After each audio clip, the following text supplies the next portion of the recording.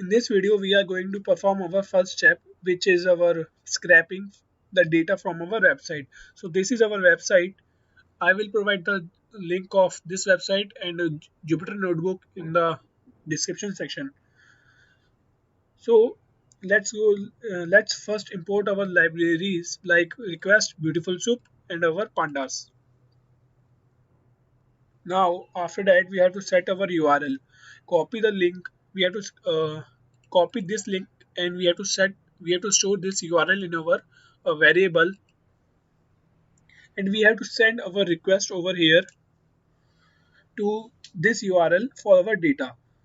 So we have to write our request.get. Inside this, we have to pass our URL. After getting this, we have to see the HTML file. We have to use our .text function over here.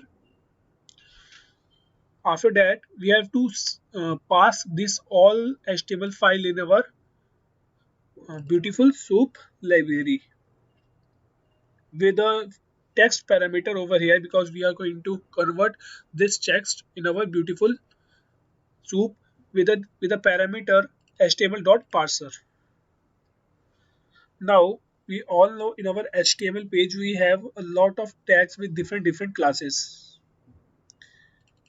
We have and with different IDs. So we have to check that our data is linked with which tag and which class or which ID. So by that, for that, go in our web page and we have to just right click on our first data and click on inspect element. So after that, we can see our table starting from this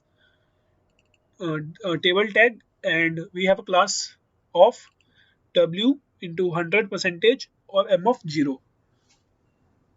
So we have to collect all the data from this class, because we have to extract only this table over here.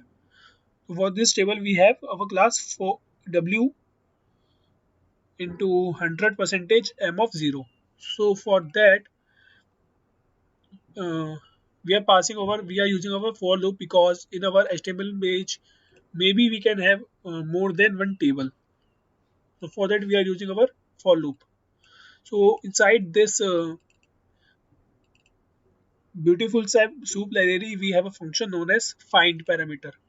It will find our tag with respect to our class. So we have to pass our class over here with the correct tag, and our here we have a tag known as table. So inside this table, we have t head and we have t body. So from this t body, our data is started, and this inside this t body we have our different our data with a tr tag. So for that, we are using our for t body in table. Inside this, we have different tr. So for that, we have to iterate again in the format t body. From tr, we have to extract our this information. So for that, we can see uh, our our text is here. So to extract this words from our tr tag, we have to use tr.get underscore text, and we have to save all this text in our a single list. We have to append all the data in our list.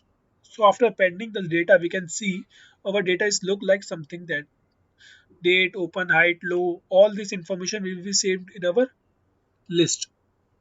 So as we know, we cannot use this type of our data for our machine learning or deep learning models.